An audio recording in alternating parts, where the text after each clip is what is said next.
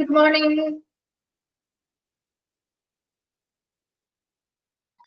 Good morning, ma'am.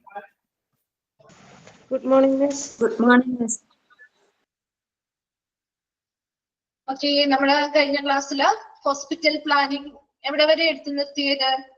ആ faces പറഞ്ഞില്ലായിരുന്നു? ആ 9 ഫേസസ് വരെയാണോ എടുത്തു നിർത്തിയത് കഴിഞ്ഞ ക്ലാസ്സില്? Yes, miss. Hospital project goes through the following phases. ആ ഒരു 9 എണ്ണം. 9 എണ്ണം.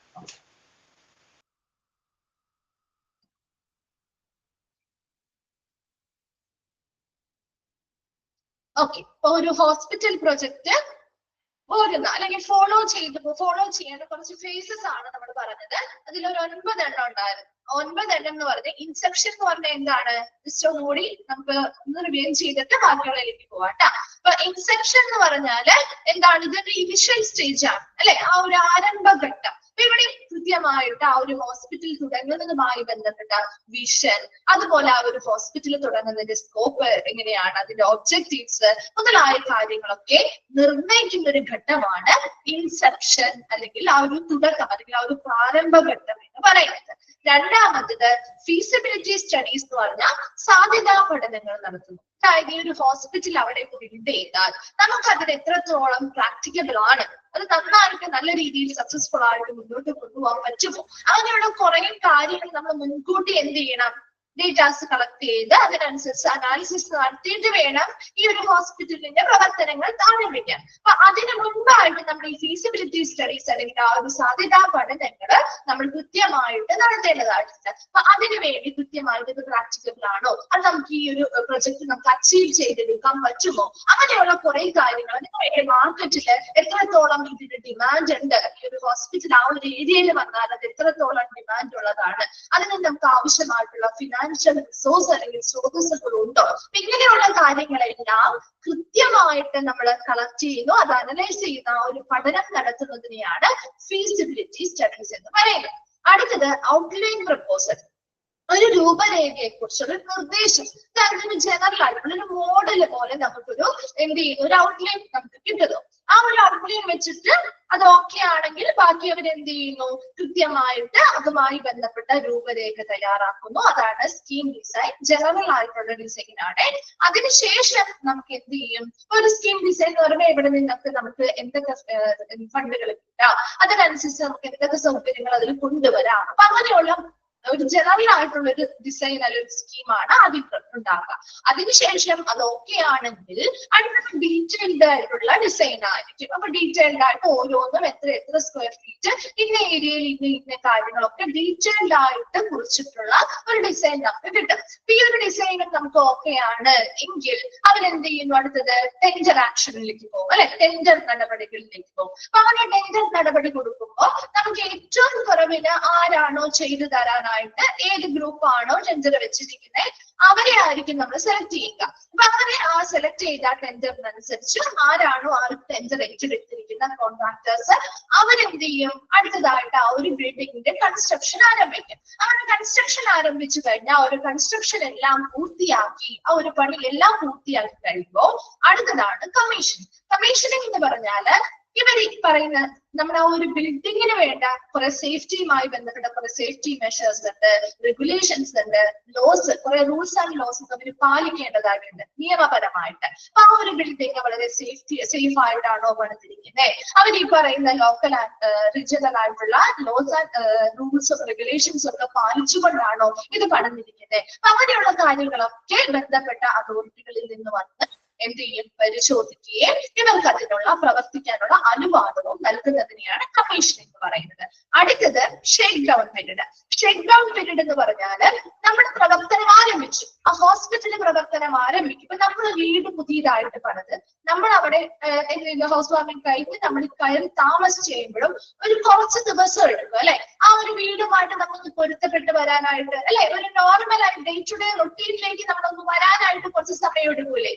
ഇല്ലേ? നമ്മൾ ഒരു പുതിയ വീട് പണി ചെയ്യുമ്പോ അതുപോലെ തന്നെ ഓരോ സാധനങ്ങൾ എവിടെയായിരിക്കുന്നേ അല്ലെങ്കിൽ എങ്ങനെയാണ് എന്നൊക്കെ കുറച്ചൊരു കൺഫ്യൂഷൻ കുറച്ച് ദിവസത്തേക്കെങ്കിലും നമുക്ക് ഉണ്ടാവും. അതുപോലെ തന്നെ ഒരു ഹോസ്പിറ്റൽ പുതിയതായിട്ട് ബിൽഡ് ചെയ്യുമ്പോഴും ഇതേ കൺഫ്യൂഷൻ അവർക്കും ഉണ്ടാവും, അവിടുത്തെ സ്റ്റാഫുകൾക്കും അല്ലെ. ഒരു ഷെയ്ക്ക് ഡൗൺ പീരീഡ് എന്ന് പറഞ്ഞാൽ നമ്മൾ ആ ഒരു ഹോസ്പിറ്റൽ ബിൽഡ് ചെയ്യുന്നു, അതിന്റെ പ്രവർത്തനം തുടങ്ങിയത് മുതൽ എത്ര ദിവസത്തിനുള്ളിലാണ് അല്ലെങ്കിൽ നമ്മൾ ആ ഒരു നോർമൽ ആയിട്ടുള്ള റൊട്ടീനിലേക്ക് അവരുടെ സ്റ്റാഫുകൾ എത്താൻ വേണ്ടി കുറച്ച് ദിവസം എടുക്കും അല്ലെ. ആ ഒരു പീരീഡിൽ ആ ഒരു കാലഘട്ടത്തെയാണ് ഷേക്ക് ഡൗൺ പീരീഡ് എന്ന് പറയുന്നത്. ഈ ഒരു 9 ഫേസിലൂടെയാണ് ഒരു ഹോസ്പിറ്റൽ പ്രൊജക്ട് കടന്നു പോകുന്ന 9 ഫേസുകളാണ്. And these phases can be grouped in the following 6 stages from A to F, with evaluation as the last stage. അപ്പോൾ ഇവിടെ ഈ ഒരു 9 ഫേസിനെ നമ്മൾ ഒരു 6 സ്റ്റേജ് ആയിട്ട് കണക്കാക്കുന്നത്. A to F എന്ന നമ്പർ കൊടുത്തിട്ടുള്ള 6 സ്റ്റേജുകളായിട്ടാണ് കണക്കാക്കുന്നത്. അതൊന്നും നമുക്ക് ജസ്റ്റ് പഠിക്കാനില്ല. എന്ന് പറഞ്ഞു കഴിഞ്ഞാൽ പ്ലാനിങ് അതിൽ വരുന്നുണ്ട്, feasibility studies, inception, initial phases ഒക്കെ വരുന്നത് എയിലാണ്. ബി എന്ന് പറയുമ്പോൾ അവിടെ ഡിസൈനും അതുമായി ബന്ധപ്പെട്ട പ്ലാനിങ്ങും കാര്യങ്ങളുമാണ്. സി എന്ന് പറയുമ്പോൾ അതിന്റെ കൺസ്ട്രക്ഷൻ, ഡി എന്ന് പറയുമ്പോൾ അവരുടെ കമ്മീഷനിങ്, അങ്ങനെ ഓരോരോ സ്റ്റേജ് ആയിട്ട് ഇതിന് ഈ പറയുന്ന 9 ഫേസുകളെയും നമ്മൾ A to F എന്ന് പറയുന്ന 6 സ്റ്റേജുകളിലുള്ളിലായിട്ടാണ് ഗ്രൂപ്പ് ചെയ്തിരിക്കുന്നത് എന്ന് മാത്രം നിങ്ങൾ മനസ്സിലാക്കിയാൽ വേണ്ടിട്ട്. അതിനുള്ളിൽ ഏതൊക്കെ വരുന്നു എന്നൊന്നും വേണ്ട. അപ്പൊ ഈ ഒരു 9 ഫേസസ് ഏതാണ്, ഇതിൽ ഇൻക്ലൂഡഡ് ആയിട്ടുള്ള ഫേസസ് ഏതാണ്, ഇൻക്ലൂഡഡ് അല്ലാത്തത് ഏതാണ് എന്നൊക്കെ ചോദിക്കാറുണ്ട്. അപ്പൊ അതൊന്ന് നോട്ട് ചെയ്ത് വെക്കാണ്ട്. ക്ലിയർ ആണോ? ആ ഒരു 9 ഫേസസ് ക്ലിയർ ആണോ? ഓൾറെഡി നമ്മൾ കഴിഞ്ഞ ക്ലാസ്സിൽ പറഞ്ഞതായിരുന്നു, മിസ് ജസ്റ്റ് ഒന്ന് റിവൈൻഡ് ചെയ്യാൻ വേണ്ടി പിന്നെയും പറഞ്ഞതാണ്. ഓക്കെ ആണോ?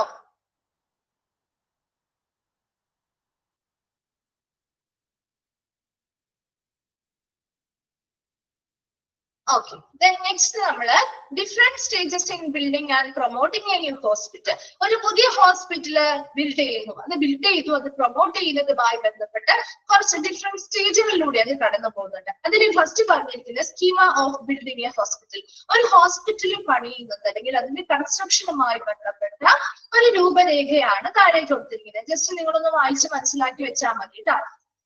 അങ്ങനെ ക്വസ്റ്റ്യൻസ് ഒന്നും ചോദിക്കാറില്ല. ജസ്റ്റ് നിങ്ങൾക്കൊന്ന് മനസ്സിലാവാൻ വേണ്ടി ഒരു ഓവറോൾ ആയിട്ട് അതിനെ കുറിച്ച് ഒരു ഐഡിയ കിട്ടാൻ വേണ്ടിയിട്ട് കൊടുത്തിരിക്കുന്നതാണ്. പിക്ചർ കുറച്ചൊന്ന് കൺഫ്യൂസിങ് ആയിരിക്കും, ഒന്ന് ക്ലിയർ ആവാനുണ്ട് കേട്ടോ. ഓക്കെ, അപ്പോ schema of building a hospital പറയുന്നത് different stages in building and promoting a new hospital. ഒരു പുതിയ ഹോസ്പിറ്റല് ബിൽഡ് ചെയ്യുന്നു, അതിനെ പ്രൊമോട്ട് ചെയ്യുന്നതുമായി ബന്ധപ്പെട്ട പല പല സ്റ്റേജുകളാണ് ഇതിൽ കൊടുത്തിരിക്കുന്നത്. അതിന് ഫസ്റ്റ് എന്ന് പറയുന്നത് ഒറിജിനേഷൻ ഓഫ് ദ ഐഡിയ. നമുക്കൊരു ഹോസ്പിറ്റലുമായി ബന്ധപ്പെട്ട ഒരു ആശയം ആദ്യം ഉടലെടുക്കുകയാണ് ചെയ്യുക അല്ലെ. അങ്ങനെ ഒരു ആശയം ഉടലെടുത്താൽ ഡെവലപ്മെന്റ് ഓഫ് ഐഡിയ, ആ ഒരു ആശയത്തെ നമ്മൾ വികസിപ്പിക്കുന്നു. സപ്പോർട്ട്, അതിനു വേണ്ടി ഒരു സപ്പോർട്ട് ഗ്രൂപ്പ് ഉണ്ടാവും അല്ലെ. ഒരാൾക്ക് മാത്രം അത് ചെയ്യാൻ പറ്റില്ല. അപ്പൊ അതിനുവേണ്ടി ആ ഒരു ഐഡിയയെ കുറച്ചും കൂടി ഡെവലപ്പ് ചെയ്തെടുക്കാൻ വേണ്ടി ഒരു സപ്പോർട്ട് ഗ്രൂപ്പും അവരുടെ സഹായത്തോടു കൂടി ഒരു ടെമ്പററി ഓർഗനൈസേഷൻ, അതായത് ഒരു താൽക്കാലികമായിട്ട് നമുക്ക് ഇതെങ്ങനെ നമുക്ക് ആ ഒരു ബിൽഡിങ്ങുമായി ബന്ധപ്പെട്ട് ഒരു താൽക്കാലികമായിട്ട് നമ്മളൊരു എന്ത് ചെയ്യുന്നു, ഒരു ഗ്രൂപ്പ്, ഒരു ടീം ഉണ്ടാക്കുകയും അതുമായി ബന്ധപ്പെട്ട് സെക്യൂരിംഗ് ഫണ്ട്സ് ഫോർ പ്രൊമോഷൻ. അത് 2 രീതിയിൽ, അതായത് നമ്മൾ ആദ്യം ഫീസിബിലിറ്റി സ്റ്റഡീസ് ചെയ്യും, നേരത്തെ പറഞ്ഞ പോലെ തന്നെ സാധ്യതാ പഠനങ്ങൾ നടത്തുന്നു, സർവേകൾ നടത്തുന്നു. ആ ഒരു സർവീസ് ഏരിയയുമായി ബന്ധപ്പെട്ട സർവേകളൊക്കെ നടത്തി നമ്മൾ അവിടുത്തെ ആ ഒരു സാധ്യത എത്രത്തോളം എന്ന് മനസ്സിലാക്കുന്നു. അതുപോലെ തന്നെ നമുക്ക് ആവശ്യമായിട്ടുള്ള ഫണ്ടുകൾ ഉണ്ടോ എന്ന് നോക്കണം അല്ലെ. അപ്പൊ എത്രത്തോളം നമുക്ക് ഈ ഒരു പ്രൊജക്ട് അച്ചീവ് ചെയ്യാൻ വേണ്ടി നമുക്ക് സാധ്യമായിട്ടുള്ള ഫണ്ടുകൾ എങ്ങനെയാണ്, അതിനുശേഷം നമുക്ക് അതിന് വേണ്ടി പ്രൊമോഷൻസ് ചെയ്യണം അല്ലെ. അപ്പൊ അതിന് വേണ്ടിയിട്ട് നമുക്ക് ഫണ്ടുകൾ കാര്യങ്ങളുണ്ടോ എന്നൊക്കെ കൃത്യമായിട്ട് വിശകലനം ചെയ്യുകയാണ് അടുത്തത്. നെക്സ്റ്റ് പറയുന്നത് അപ്പൊ അതൊരു ടെമ്പററി റേഞ്ചിലാണ്, നമ്മളത് പണിത് എല്ലാം പൂർത്തിയാക്കിയിട്ടില്ല. അടുത്തത് നമ്മൾ പെർമനന്റ് ആയിട്ടുള്ള ഒരു ഓർഗനൈസേഷൻ ഗവേണിംഗ് ബോർഡ്. ഒരു പെർമനന്റ് ആയിട്ടുള്ള ഒരു ഓർഗനൈസേഷനുമായി ബന്ധപ്പെട്ട ഒരു ഗവേണിംഗ് ബോർഡ് അല്ലെങ്കിൽ ഒരു ഭരണസമിതി ഉണ്ടാക്കുകയും അവരുടെ ഈ ഒരു കൺസ്ട്രക്ഷന് വേണ്ടിയുള്ള കൃത്യമായ ഫണ്ടുകൾ അവര് സ്വരൂപിക്കുകയും അതുപോലെ തന്നെ ഫെസിലിറ്റികൾ ഏതൊക്കെ വേണം അത് കൃത്യമായിട്ട് ഡെവലപ്പ് ചെയ്യുന്നു. കൺസ്ട്രക്ഷൻ ടീമുകളെ അതിനു വേണ്ടി നിയോഗിക്കുന്നു. അടുത്തത് ഹോസ്പിറ്റൽ കൺസൾട്ടന്റ് അതിൽ ഉൾപ്പെടുന്നു, ചീഫ് എക്സിക്യൂട്ടീവ് ഓഫീസേഴ്സ് അതിൽ ഉൾപ്പെടുന്നു, ആർക്കിടെക്റ്റുകൾ ഉൾപ്പെടുന്നു, എഞ്ചിനീയേഴ്സ്, അതുപോലെ തന്നെ അങ്ങനെയുള്ള എല്ലാ ഗ്രൂപ്പുകളും ചേർന്ന് ഒരു ടീമായി പ്രവർത്തിച്ച് കൃത്യമായിട്ട് സൈറ്റ് അനാലിസിസ് ചെയ്യുന്നു, സൈറ്റ് സെലക്ട് ചെയ്യുന്നു, അതുപോലെ തന്നെ അതുമായി ബന്ധപ്പെട്ട കൃത്യമായിട്ടുള്ള സ്കീമുകൾ തയ്യാറാക്കുന്നു, ഡിസൈൻസ് ഡെവലപ്പ് ചെയ്യുന്നു, ഇന്റീരിയറുമായി ബന്ധപ്പെട്ട ഡിസൈനുകൾ ഡെവലപ്പ് ചെയ്യുന്നു, അതുപോലെ ആ കൃത്യമായിട്ട് അവിടുത്തെ ആ ഒരു കൺസ്ട്രക്ഷൻ എന്ത് ചെയ്യുന്നു, സ്പെസിഫിക് ആയിട്ടുള്ള ഡോക്യുമെന്റ്സും കാര്യങ്ങളിലും പറഞ്ഞിരിക്കുന്ന രീതിയിലുള്ള ഒരു കൺസ്ട്രക്ഷൻ നമ്മൾ അവിടെ എന്ത് ചെയ്യുന്നു, ആരംഭിക്കാനായിട്ട് അതിനു വേണ്ടി ഒരു കോൺട്രാക്ട് നമ്മൾ കൊടുക്കുന്നു. അതിനുവേണ്ടി കോൺട്രാക്ട് അഡ്മിനിസ്ട്രേറ്റേഴ്സിന് അതിന്റെ ചുമതലകൾ കൊടുക്കുന്നു, ബിൽഡിംഗ് കൺസ്ട്രക്ഷൻ നടത്തുന്നു. അതിനുശേഷം ഇവരെന്ത് ചെയ്യും, അത് ആ ഹോസ്പിറ്റലുകാർക്ക് ആ കോൺട്രാക്ടേഴ്സ് ഹാൻഡ് ഓവർ ചെയ്ത് നൽകുന്നു. ഓക്കെ, ഈ കോൺട്രാക്ടിങ്ങുമായി ബന്ധപ്പെട്ട നെഗോഷിയേഷൻസ് അല്ലെങ്കിൽ മധ്യസ്ഥതകൾക്ക് വേണ്ടിയിട്ട് ബിൽഡിംഗ് കോൺട്രാക്ടേഴ്സുമായി ബന്ധപ്പെട്ട് എക്സിക്യൂട്ടീവ് ഓഫീസേഴ്സോ കാര്യങ്ങളൊക്കെ നമ്മൾ എന്ത് ചെയ്യാറുണ്ട്, അതിനിടയിൽ ഒരുപാട് പേര് ആ ഒരു ടീമിൽ പ്രവർത്തിക്കുന്നുണ്ട്. അവരുടെ എല്ലാം പ്രവർത്തനത്തിന്റെ ഫലമായിട്ടാണ് നമുക്ക് ഇത് കിട്ടുക. ഇനി അതിനുവേണ്ടി ബിൽഡിംഗ് അപ്രൂവൽ നമ്മൾ ആ ഒരു ഹാൻഡ് ഓവർ ചെയ്യുന്നതിന് മുൻപായിട്ട് ബിൽഡിംഗ് അപ്രൂവൽ ലോക്കൽ അതോറിറ്റിയിൽ നിന്നും നമ്മൾ ബിൽഡിംഗിന്റെ അപ്രൂവൽ കാര്യങ്ങൾ എടുത്തു കൊടുക്കുന്നു. അതുപോലെ തന്നെ അവിടെ എന്തെങ്കിലും ഫർണിഷിങ്ങും എക്യുപ്മെന്റ്സും കാര്യങ്ങളൊക്കെ ചെയ്യണമെങ്കിൽ അങ്ങനെ ചെയ്ത് പുതിയൊരു ഹോസ്പിറ്റൽ ആക്കിയത് മാറ്റുന്നു. അപ്പൊ ഇത് ഇത്രയും ഒരു പുതിയ ഒരു ഹോസ്പിറ്റൽ ബിൽഡിംഗുമായി ബന്ധപ്പെട്ട ഒരു രൂപരേഖയാണ്. ക്ലിയർ ആണ്? നമ്മൾ ഈ പറഞ്ഞ കാര്യങ്ങളൊക്കെ തന്നെയാ പറഞ്ഞിരിക്കുന്നത്. ജസ്റ്റ് ഒരു നിങ്ങൾക്കൊന്ന് മനസ്സിലാക്കാൻ വേണ്ടി എളുപ്പത്തിൽ കൊടുത്തിരിക്കുന്നു മാത്രം. ഓക്കെ ആണോ? ഈ ഇത് പറയണോ മിസ്? ക്ലിയർ ആണോ? ഒന്ന് റിപ്ലൈ ചെയ്തേ. ഓക്കെ,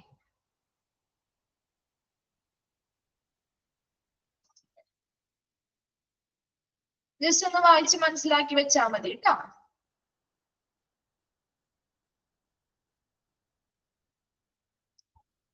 ഓക്കെ, ഇനി അടുത്തത് assessment of the extent of need for the hospital service. ഒരു ഹോസ്പിറ്റൽ സർവീസ് ഒരു ഏരിയയിൽ തുടങ്ങണം, അല്ലെങ്കിൽ അതിന്റെ ആവശ്യകത എത്രത്തോളം ഉണ്ട്, അല്ലെ? ആ ഒരു ഹോസ്പിറ്റൽ സർവീസിന്റെ ആവശ്യകത എത്രത്തോളം ഉണ്ടെന്ന് നമ്മൾ വിലയിരുത്തുന്നതാണ് അടുത്തതായിട്ട്. അപ്പൊ ഇനി ഓരോന്നും നമ്മൾ ഹോസ്പിറ്റൽ പണിയുന്നതുമായി ബന്ധപ്പെട്ട് ഓരോരോ ടാസ്കുകളാണ് പഠിക്കാൻ പോകുന്നത്. അപ്പൊ അതില് one of the first task of the planning team. ഇത് ഓരോ ടാസ്ക് നമ്മൾ പഠിക്കും കേട്ടോ.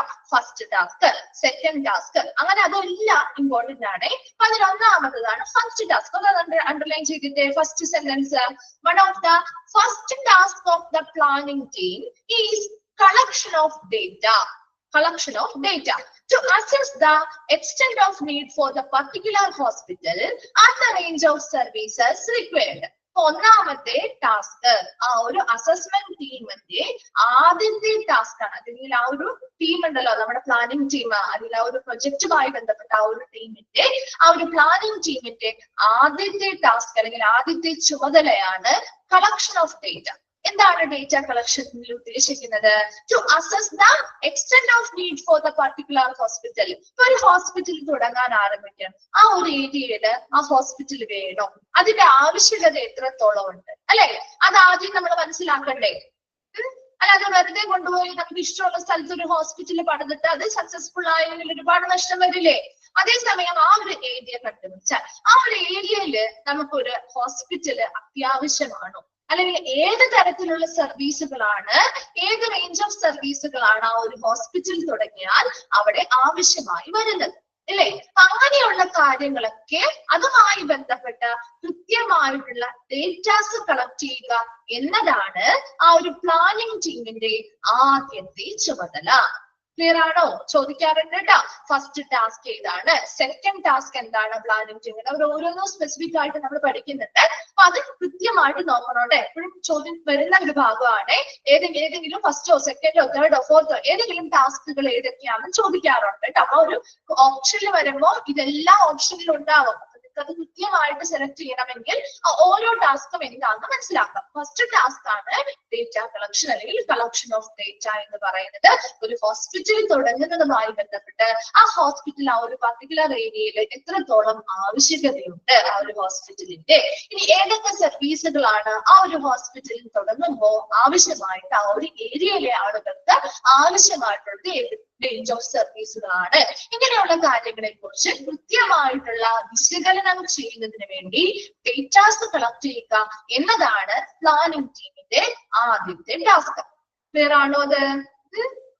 Such data should usually be available with the existing healthcare organization and healthcare agencies in the government sector with local, district or state health authorities. ഇവിടെ നമുക്ക് ഇങ്ങനെ ഒരു data നമുക്ക് അവൈലബിൾ ആയിട്ട് നിലവിലെ എക്സിസ്റ്റിംഗ് ആയിട്ടുള്ള നിലവിൽ അവിടെ വർക്ക് ചെയ്യുന്ന ഹെൽത്ത് കെയർ ഏജൻസികളിൽ നിന്ന് നമുക്ക് കിട്ടാം, അല്ലെങ്കിൽ ഗവൺമെന്റ് സെക്ടറുകൾ, ഇപ്പൊ ലോക്കലോ ഡിസ്ട്രിക്ട് അല്ലെങ്കിൽ സ്റ്റേറ്റ് ഹെൽത്ത് അതോറിറ്റികള് മുതലായിടങ്ങളിൽ നിന്നൊക്കെ നമുക്ക് ഇതുമായി ബന്ധപ്പെട്ട ഡേറ്റാസ് കളക്ട് ചെയ്യാവുന്നതാണ്. ഇനി രണ്ടാമത്തെ ഇമ്പോർട്ടന്റ് ആയിട്ട് വരുന്ന ഒരു ഭാഗമാണ് ഈ രണ്ട് മെത്തേഡുകൾ. ഇത് ചോദിക്കാറുണ്ട് കേട്ടോ. There are two methods of evaluating the extent of functional need for a hospital. ഒരു ഹോസ്പിറ്റലിന്റെ പ്രവർത്തനപരമായിട്ടുള്ള നീഡ്സ് അല്ലെങ്കിൽ ആവശ്യകത എത്രത്തോളം ഉണ്ട് എന്ന് ഇവാലുവേറ്റ് ചെയ്യാൻ അല്ലെങ്കിൽ വിലയിരുത്തുന്നതിന് വേണ്ടി നമ്മൾ ഉപയോഗിക്കുന്ന രണ്ട് മെത്തേഡുകളാണ് എംപിരിക്കൽ മെത്തേഡും അനലിറ്റിക്കൽ മെത്തേഡും. ഇത് രണ്ടും ചോദിക്കാറുണ്ട് കേട്ടോ. ഒരു ഹോസ്പിറ്റലിന്റെ ഫങ്ഷണൽ നീഡ് എത്രത്തോളം ആവശ്യം, അല്ലെങ്കിൽ ഫങ്ഷണൽ നീഡിന്റെ വ്യാപ്തി, പ്രവർത്തനപരമായിട്ടുള്ള ആവശ്യകതയുടെ വ്യാപ്തി എത്രത്തോളം ഉണ്ടെന്ന് വിലയിരുത്തുന്നതിന് വേണ്ടി ഉപയോഗിക്കുന്ന രണ്ട് മെത്തേഡുകൾ ഏതെല്ലാം? ഇങ്ങനെയായിരിക്കും ചോദിക്കാട്ടെ. കൂടുതലും അങ്ങനെയുള്ള ക്വസ്റ്റ്യൻ കണ്ടിരിക്കുന്നത്. രണ്ട് മെത്തേഡ് ഉണ്ട്, എംപിരിക്കൽ മെത്തേഡും അതുപോലെ തന്നെ അനലിറ്റിക്കൽ മെത്തേഡും ഉണ്ട് എന്ന് മനസ്സിലാക്കി വെക്കാം. അപ്പൊ രണ്ട് മെത്തേഡുകൾ ഏതാണെന്ന് മനസ്സിലാക്കി വെക്കാം. ഇനി എന്താണ് എംപിരിക്കൽ മെത്തേഡ്, എന്താണ് അനലിറ്റിക്കൽ മെത്തേഡ്, അതാണ് ഇന്ന് നോക്കുന്നത് കേട്ടോ. The empirical method which applies the norms of the past and rules of thumb to the problem with appropriate modification to suit local conditions. എന്ന് വെച്ചാല് ഈ ഒരു എംപിരിക്കൽ മെത്തേഡ് എന്ന് പറയുന്നത് ഒരു അനുഭവപരമായിട്ടുള്ള രീതിയാണ്. അതായത് ഇവിടെ നമ്മൾ മുൻപ് ഹോസ്പിറ്റലുകൾ പണിയുമ്പോൾ എന്തൊക്കെ നിയമങ്ങളാണ് പഴയ കാലത്ത് അല്ലെങ്കിൽ പാസ്റ്റിൽ നമ്മൾ എന്തൊക്കെ റൂൾസ് നോംസ് എന്തൊക്കെ മാനദണ്ഡങ്ങളാണോ ഉപയോഗിച്ചിരുന്നത് അത് തന്നെ നമ്മൾ ഇവിടെ എന്ത് ചെയ്യുന്നു, അപ്ലൈ ചെയ്യുകയാണ് ചെയ്യുന്നത്. അപ്പൊ പുതിയതായിട്ടൊരു കാര്യങ്ങളല്ല നമ്മൾ ചെയ്യുന്നത്. മുൻപ് ഹോസ്പിറ്റൽ പഴയ ഒരുപാട് നമ്മുടെ കാലത്ത് ഒരുപാട് ഹോസ്പിറ്റലുകൾ പറഞ്ഞിട്ടുണ്ടല്ലോ. അപ്പൊ അതുമായി ബന്ധപ്പെട്ട് നമ്മൾ കൃത്യമായിട്ട് അവിടെ ഫോളോ ചെയ്തിരുന്ന, മുൻപ് നമ്മൾ പാസ്റ്റിൽ ഫോളോ ചെയ്തിരുന്ന അതേ നിയമങ്ങളും മാനദണ്ഡങ്ങളും തന്നെ ഉപയോഗിച്ചു. അപ്പൊ അതുകൊണ്ടാണ് എക്സ്പീരിയൻസുകളുള്ള, നമ്മൾ കൂടുതൽ എക്സ്പീരിയൻസ്ഡ് ആയിട്ടുള്ളത് ആ നോംസിലുമാണ്. അപ്പൊ അത് തന്നെ നമ്മൾ ഉപയോഗിച്ചുകൊണ്ട് എന്ത് ചെയ്യുന്നു, ആ ഒരു ആവശ്യകത എത്രത്തോളം ഉണ്ടെന്ന് വിലയിരുത്തുന്നു, അല്ലെങ്കിൽ ആ ഒരു പ്രോബ്ലത്തിനുള്ള സൊല്യൂഷൻ കണ്ടെത്തുന്നു. അപ്പൊ ഇവിടെ നമ്മൾ ആ സെയിം ആയിട്ടുള്ള പാസ്റ്റിൽ നമ്മൾ എന്തൊക്കെ നിയമങ്ങളും മാനദണ്ഡങ്ങളും ആണോ ഉപയോഗിച്ച് അതേ രീതി തന്നെ തുടർന്ന് ഫോളോ ചെയ്യുന്നു. അപ്പൊ അതിനനുസരിച്ച് ആ ഒരു പ്രാദേശിക സ്ഥലത്ത് അല്ലെങ്കിൽ ആ ഒരു പ്രദേശത്ത് എത്രത്തോളം ആ ഒരു ലോക്കൽ കണ്ടീഷൻസ്, അവിടുത്തെ പ്രദേശത്തെ അവസ്ഥകൾക്കനുസരിച്ച് ആവശ്യമായിട്ടുള്ള ചെറിയ ചെറിയ മോഡിഫിക്കേഷൻസും കാര്യങ്ങളും മാത്രം വരുത്തിക്കൊണ്ട് നമ്മൾ ആ പഴയ കാലത്ത് ഫോളോ ചെയ്യുന്ന രീതിയിലുള്ള അതേ റൂൾസ് ആൻഡ് നോംസ് അല്ലെങ്കിൽ മാനദണ്ഡങ്ങൾ തന്നെ ഫോളോ ചെയ്യുന്ന ഒരു രീതിയാണ് എംപിരിക്കൽ മെത്തേഡ്. ഇനി അനലിറ്റിക്കൽ മെത്തേഡിൽ വരുമ്പോൾ അത് കുറച്ചും കൂടി ഒരു വിശകലന രീതിയാണ്. അപ്പൊ രണ്ട് തമ്മിൽ ചെറിയൊരു വ്യത്യാസമുണ്ട് കേട്ടോ. Analytical method which makes a more fundamental, കുറച്ചുകൂടി അടിസ്ഥാനപരമായിട്ടുള്ള systematic approach to the problem. ആ ഒരു പ്രോബ്ലത്തിലേക്ക് അല്ലെങ്കിൽ നമുക്ക് ആ ഒരു ആവശ്യകത അറിയണമെങ്കിൽ, ആ ഒരു ഹോസ്പിറ്റൽ അവിടെ വേണോ, അതിന്റെ പ്രവർത്തനപരമായ ആവശ്യകത എത്രത്തോളം ഉണ്ട് എന്ന് നമുക്ക് അറിയണമെങ്കിൽ അതിനു വേണ്ടി കുറച്ചും കൂടി അടിസ്ഥാനപരമായിട്ടുള്ള, കുറച്ചും കൂടി പൊതുവ്യവസ്ഥാപിതമായിട്ടുള്ള ചിട്ടയായിട്ടുള്ള ഒരു സമീപനമാണ് അനലിറ്റിക്കൽ മെത്തേഡിൽ വരുന്നത്. ഈ അനലിറ്റിക്കൽ മെത്തേഡില് കുറച്ചും കൂടി നമ്മൾ എന്ത് ചെയ്യുന്നു, മുൻപ് കാലങ്ങളിൽ ഇനി വരാൻ പോകുന്ന, അതായത് മുൻപ് കാലങ്ങളിൽ അല്ലെങ്കിൽ നമ്മൾ ഇപ്പോ നടന്നുകൊണ്ടിരിക്കുന്ന ഹോസ്പിറ്റലിലെ പ്രവർത്തനങ്ങൾ എത്രത്തോളം ഉണ്ട് ആ ഒരു അനാലിസിസ് നടത്താണ്. അതായത് കമ്പാരിസൺ നടത്തും. അതായത് മുൻപ് കാലങ്ങളില് ഉള്ള ഹോസ്പിറ്റലുകള് ഇപ്പോ നമ്മുടെ ഹോസ്പിറ്റലുകള് എങ്ങനെയാണ്, ഇങ്ങനെയുള്ള തമ്മിലുള്ള വ്യത്യാസങ്ങൾ കമ്പയർ ചെയ്ത് ഇനി ആളുകൾ ഇനി കുറെ എക്സ്പെക്ടേഷൻസ് ഉണ്ടാവും അല്ലെ, ആളുകൾ കുറെ കാര്യങ്ങൾ പ്രതീക്ഷിക്കുന്നുണ്ടാവും. ഭാവിയിലേക്ക് ഇന്ന കാര്യങ്ങൾ വന്നാൽ അവർക്ക് കുറച്ചും കൂടി നല്ലതായിരിക്കും എന്ന് പ്രതീക്ഷിക്കുന്നുണ്ടെങ്കിൽ അവരുടെ പ്രതീക്ഷകൾ, ആവശ്യകതകളൊക്കെ മനസ്സിലാക്കി അതിനനുസരിച്ച് ഒരു ഒരു മെത്തേഡ് അല്ലെങ്കിൽ അതിനനുസരിച്ചുള്ള ഒരു സമീപനമാണ് അനലിറ്റിക്കൽ മെത്തേഡ് എന്ന് പറയുന്നത്. എംപിരിക്കൽ മെത്തേഡ് ട്രഡീഷണൽ ആയിട്ടുള്ള നമ്മൾ പാസ്റ്റിലെ മുൻപേ തുടങ്ങി നമ്മൾ ഫോളോ ചെയ്യുന്ന റൂൾസും അതുപോലെ തന്നെ മാനദണ്ഡങ്ങളും ഒക്കെ ഫോളോ ചെയ്തിട്ട് ചെറിയ ചെറിയ ആവശ്യമായി വരുന്ന ചെറിയ മാറ്റങ്ങൾ മാത്രം വരുത്തിക്കൊണ്ട് ചെയ്യുന്ന ഒരു രീതിയാണ്. അതേസമയം അനലിറ്റിക്കൽ മെത്തേഡ് എന്ന് പറയുമ്പോൾ കുറച്ചും കൂടി അഡ്വാൻസ്ഡ്, കുറച്ചും കൂടി അടിസ്ഥാനപരമായിട്ടുള്ള ഒരു രീതിയാണ്. ഇവിടെ നമ്മൾ കുറച്ചും കൂടി നല്ല രീതിയിൽ ആ ഒരു കമ്പാരിസൺ നടത്തുന്നത്. അതായത് ഇപ്പൊ പ്രസന്റിൽ നമ്മുടെ ഹോസ്പിറ്റലിന്റെ പ്രവർത്തനങ്ങൾ എങ്ങനെയാണ്, ഇനി ആളുകളുടെ പ്രതീക്ഷകൾ എങ്ങനെയാണ്, അപ്പൊ അത് തമ്മിൽ കമ്പയർ ചെയ്യുമ്പോൾ കുറെ കാര്യങ്ങൾ നമ്മൾ പുതിയതായിട്ട് കൊണ്ടുവരേണ്ടതായിട്ട് വരും അല്ലെ. അങ്ങനെയുള്ള കാര്യങ്ങളെയൊക്കെ അടിസ്ഥാനമാക്കിയാണ് അനലിറ്റിക്കൽ മെത്തേഡ് പ്രവർത്തിക്കുന്നത്. ക്ലിയർ ആണോ? ആ രണ്ട് മെത്തേഡ് സിമ്പിൾ ആയിട്ട് ഒന്ന് മനസ്സിലാവാൻ വേണ്ടി, വായിച്ച് ചെയ്യുമ്പോൾ പെട്ടെന്ന് ചെയ്യാൻ പറ്റില്ല, സിമ്പിൾ ആയിട്ട് ഇങ്ങനെ ഒന്ന് മനസ്സിലാക്കി വെച്ചാൽ മതി കേട്ടോ. അനലിറ്റിക്കൽ മെത്തേഡും അതുപോലെ എംപിരിക്കൽ മെത്തേഡും. ക്ലിയർ ആണോ? അത് മനസ്സിലായോ? ഓക്കെ, ഇനി നോക്കിയേ. The empirical method hinders evolution of new solutions while the analytical method lacks the controlling element of the norms. ഇവിടെ ഇത് തമ്മിലുള്ള ഒരു ഡിഫറൻസ് ആ പറയുന്നത് കേട്ടോ. അപ്പൊ അനലിറ്റിക്കൽ മെത്തേഡും എംപിരിക്കൽ മെത്തേഡും ഇത് തമ്മിലൊരു ഡിഫറൻസ് ഉണ്ട്. അതായത് empirical method hinders evolution of new solution while the analytical method lacks the controlling element of the norm. നമുക്കറിയാം എംപിരിക്കൽ മെത്തേഡ് എന്ന് പറയുമ്പോൾ അവിടെ കൃത്യമായ പഴയ കാലത്ത് നമ്മുടെ പാസ്റ്റിൽ ഉപയോഗിച്ചിരുന്ന റൂൾസും നോംസും മാനദണ്ഡങ്ങൾ, ആ മാനദണ്ഡങ്ങളൊക്കെ പ്രകാരമാണ് എംപിരിക്കൽ മെത്തേഡ് നമ്മൾ ആ ഒരു സമീപനം നടത്തുന്നത് അല്ലെ. അപ്പൊ അവിടെ പുതിയതായിട്ടുള്ള സൊല്യൂഷൻസ് നമുക്ക് കിട്ടോ? പുതിയ പുതിയ കാര്യങ്ങൾ നമുക്ക് അവിടെ കിട്ടോ? പഴയ കാലങ്ങളിൽ ഫോളോ ചെയ്യുന്നത് കൊണ്ട് തന്നെ ഇല്ല അല്ലെ. പുതിയ മോഡിഫിക്കേഷൻസോ അല്ലെങ്കിൽ പുതിയ കാര്യങ്ങളോ അല്ലെങ്കിൽ പുതിയ സൊല്യൂഷൻസോ നമുക്ക് അവിടെ കിട്ടുന്നില്ല. പക്ഷേ അനലിറ്റിക്കൽ മെത്തേഡിൽ കിട്ടുമോ? കിട്ടില്ലേ? കാരണം എന്തുകൊണ്ട് അനലിറ്റിക്കൽ മെത്തേഡ് കിട്ടാം? അവിടെ ഒരു സ്പെസിഫിക് ആയിട്ടുള്ള മാനദണ്ഡമോ അല്ലെങ്കിൽ റൂൾസോ അവർ പാലിക്കുന്നില്ല. അവർ കുറച്ചും കൂടി അഡ്വാൻസ്ഡ് ആയ രീതിയിൽ ഒരു കമ്പാരിസൺസും അനാലിസിസും ഒക്കെ നടത്തിയാണ് ആ ഒരു മെത്തേഡ് ഫോളോ ചെയ്തു പോകുന്നത്. അതുകൊണ്ട് തന്നെ കുറച്ചും കൂടി നല്ല രീതിയിൽ പുതിയ കാര്യങ്ങൾ കണ്ടെത്താനും പുതിയ സൊല്യൂഷൻസ് കിട്ടാനും ഏറ്റവും നല്ല മെത്തേഡ് അനലിറ്റിക്കൽ മെത്തേഡാണ്. അതുപോലെ തന്നെ relying on such norms and rules of thumb to also tend to maintain past mistake. അപ്പൊ നമ്മൾ ആ ഒരു മുൻപ് ഫോളോ ചെയ്ത് വന്നിരുന്ന അതേ റൂൾസും നോംസും മാനദണ്ഡങ്ങളും ഫോളോ ചെയ്യുന്നത് കൊണ്ട് തന്നെ മുൻപുണ്ടായിരുന്ന ആ പാസ്റ്റ് മിസ്റ്റേക്ക് അതുപോലെ നമ്മൾ ഫോളോ ചെയ്തു പോലില്ലേ? ഇല്ലേ? നമ്മൾ ആ ഒരു പാസ്റ്റ് മിസ്റ്റേക്കുകൾ അതുപോലെ തന്നെ നമ്മൾ ഫോളോ ചെയ്തു പോകുന്നത്. നമുക്ക് മോഡിഫിക്കേഷൻസ് ഒന്നും നമ്മൾ വലിയ കാര്യമായിട്ട് നടത്തുന്നില്ല. അതേ റൂൾസ് ആൻഡ് നോംസ് ഉപയോഗിക്കുന്നതുകൊണ്ട് അവിടെ നമുക്ക് എന്തൊക്കെ മിസ്റ്റേക്കുകൾ വന്നിട്ടുണ്ടോ അത് നമ്മൾ അതേപടി ഫോളോ ചെയ്യുന്നത് കൊണ്ട് അതേ മിസ്റ്റേക്കുകൾ ഇനി വരുന്ന മെയിലും ഉണ്ടായേക്കാം. ഇല്ലേ? മനസ്സിലാവുന്നുണ്ടല്ലോ അല്ലെ മിസ് പറയണേ?